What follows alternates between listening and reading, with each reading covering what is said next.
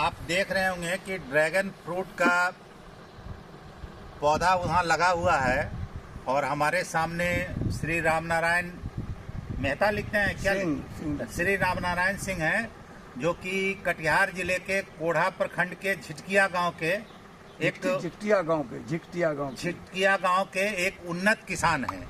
और मेरी जानकारी में अभी ये बात आई है कि सबसे पहला ड्रैगन फ्रूट की खेती करने वाले पूरे बिहार में पहले कृषक रहे हैं और उन्नत हर चीज़ की उन्नत खेती करते रहे हैं। आप अपने बारे में थोड़ा दो शब्द बताइए कि आप चूँकि उन्नत किसान रहे हैं, दो शब्द बताइए। भाइयों, हम एक ऐसे किसान हैं, पढ़ लिख कर भी हम लोग किसान का काम करना शुरू किया और हमारे सोच में आया कि कैसे लोगों का विकास हो, आर्थिक विकास हो। और अर्थ में जहाँ तक पैसे की सवाल है, धान मकई पटवा से सब होने वाला नहीं पैसा। बड़े बड़े धन वाले जमींदार वाले लाखों निकालो तो नहीं, मुश्किल हो जाता था। व्यापारी नगद होता। हमारे दिमाग में आया कि हम किसान भी अच्छा पैसा वाला बने, मैं अपने बच्चों को अच्छा शिक्षा दें, यह हमारे दिमाग में आया। तो मैंने 69 ईस्वी में केला का खेती मैंने लाया, सीड लाया, 4 वैरायटी, हरी छाल, बसरे, सिंगापुरी, लाल अल्पान, यह वैरायटी मैं लाया। और केला इतना हुआ कि यहाँ पर बहुत लोगों को लाखपति कोई हुआ तो केले से पैसे हुआ। लेकिन संयोग से बनाना बिल्ट आया, लोग उस खेती से निराश हो गया लोगों ने। उसके बाद मैंने सोचा कि कहीं अच्छा हो। बनमनकी फैक्ट्री को हमने सीड दिया, CO 999 वैरायटी गन्ना मैंने महाराष्ट्र लाया मैंने। और सीड सप्लाई हुआ, हमारा CO GM बैठे रहते थे, सीड सप्लाई करते थे। लेकिन क्या क्या जाए, लोगों की मानसिकता ऐसे कि ऐसा वर्क हुआ कि फैक्ट्री वह जीरो चला, कोऑपरेटिव फैक्ट्री बंद हो गया। हम निराश हो गए। एन केन प्रकार जानकारी मुझे, मैं इजराइल जा कर के यह ड्रैगन फ्रूट लाया। ड्रैगन फ्रूट में 2-3 वैरायटी होती है, सबसे उत्तम वैरायटी यही है जो अंदर में लाल होता है, ऊपर भी लाल होता है। एक ऐसा वैरायटी है जो ऊपर में लाल होता है, नीचे उजला होता है। एक वैरायटी ऊपर लाल होता है, नीचे पीला होता है। कुछ वैरायटी नहीं आया जो कि ऊपर में होता है, बहुत बड़ा बड़ा फल होता है, लेकिन छिलका बहुत मोटा, स्वाद उतना चले।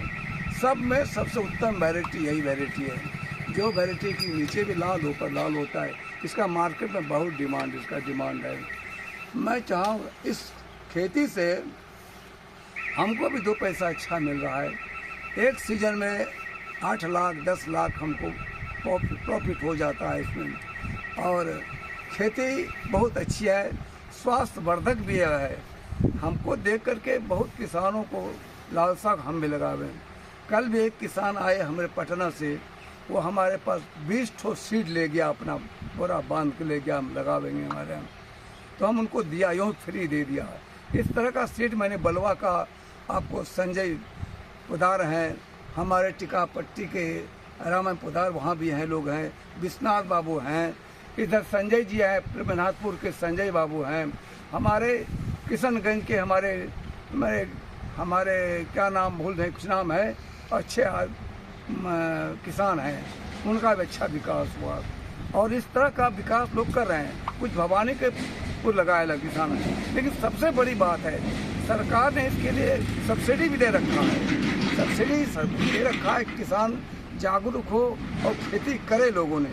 लेकिन खेती तो किसानों ने प्रोडक्शन के दाम से काफ़ी कर रहे हैं, लेकिन इसका सप्लाई के विषय में बहुत मुश्किल है।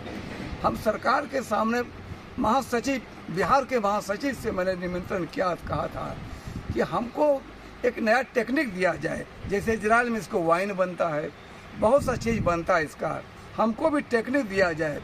जैसे आम का मज़ा बनता है, वह टेक्निक हमको दिया जाए। इसको और रूपांतर करके हम ज़्यादा पैसा कमा सकते हैं। लेकिन यह टेक्निक की सरकार ने कहा हम इसमें असमर्थ हैं। सरकार वहाँ पर बड़े बड़े उद्योगपति को दिया जाता है, हम किसानों को नज़रअंदाज कर दी जाती है। आज मकई बड़े पैमाने पर खेती हमारे मुल्क में होता है, लेकिन राजस्थान जहाँ तहाँ जाता है बड़े पैमाने दाम बिकता है। हमारे यहाँ उसका उद्योग नहीं लगता आता है, हमारे यहाँ उस टेक्निक हमको नहीं दी जाती है। जबकि यहाँ कोऑपरेटिव सिस्टम है, हम पढ़ लिख कर भी हम लोग ले मन बनकर